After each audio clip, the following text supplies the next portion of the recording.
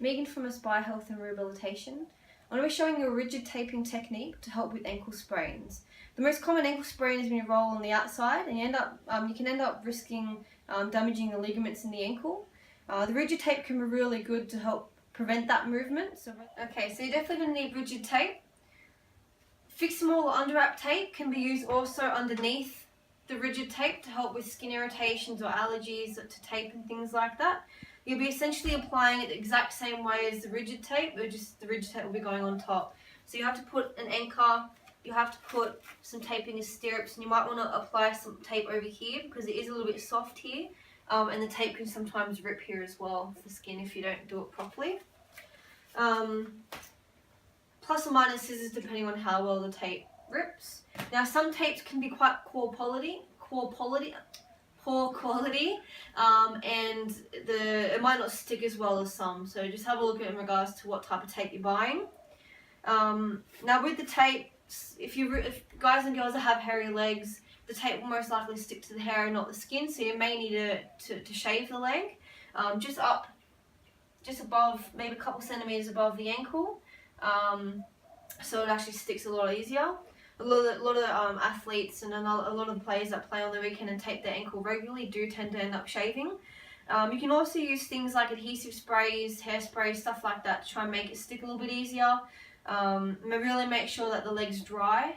So if you're being sweaty and things like that, the tape won't stick. Really rub it dry with a towel.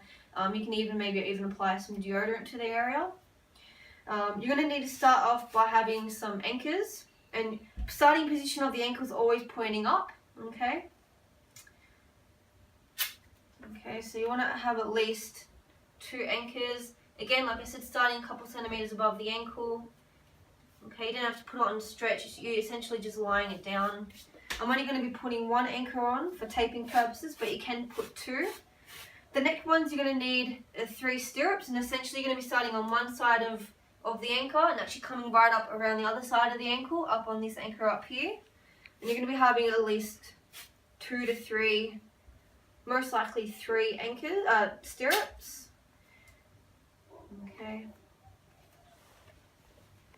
So you're going to be starting on one side, pulling it tight, again making sure that your foot's up, pointing up towards you. Okay. And just applying it on the other side. Okay. Now with the next lot of stirrups, you want to make sure that you cover it by at least a half, just to support the tape. So again, covering it by 50%. Okay, making sure it sticks onto the anchor, coming around and joining up with the other side. Okay. Now, at some points during the taping, you want to try and move the ankle. Always try and keep it up. If you keep it pointing down, it will be laxed tape. Okay, and pointing it up and keeping it in position will help tape it in a correct spot. So then that way, when you actually finish off the tape, it won't be moving anywhere, and it actually support the prevention of ankle rolling. So particularly to the outside is what we're focusing on today. Okay. 3rd stirrup, again overlapping by a half, coming around and finishing up at the other side. Okay. Now the next ones are figure 6s. You can eventually apply it from both sides. Starting on the inside and coming up and around will help prevent ankle rolls to the outside, and vice versa for the other way.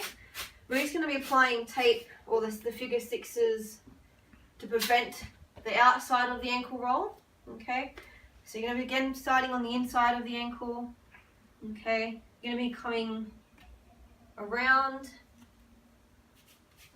and rather than finishing up this side of the tape, you're actually going to be finishing exactly where you started.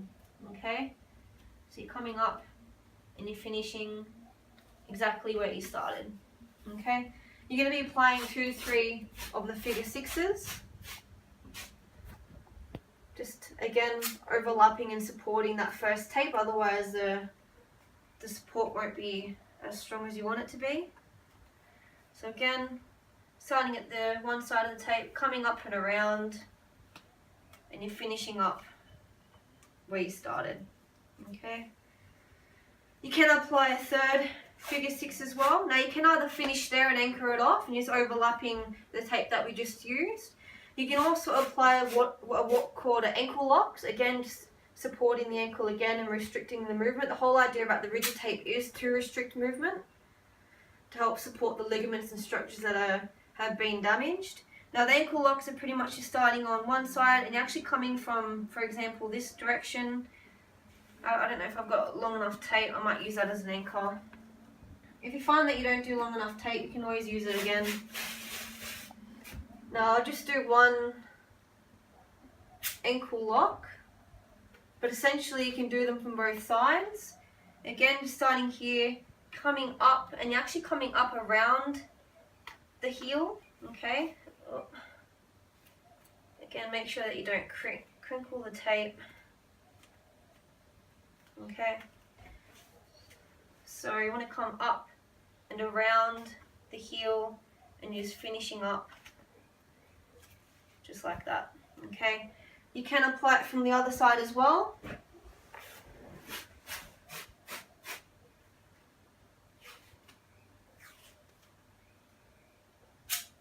Depends on how much tape you want to play with too. It does consume a fair bit of tape. So again, make sure that your foot's pointing up. Ankle locks are a little bit hard to do on your own, especially on the outside. But like I said, you're starting on the outside, coming up underneath the heel.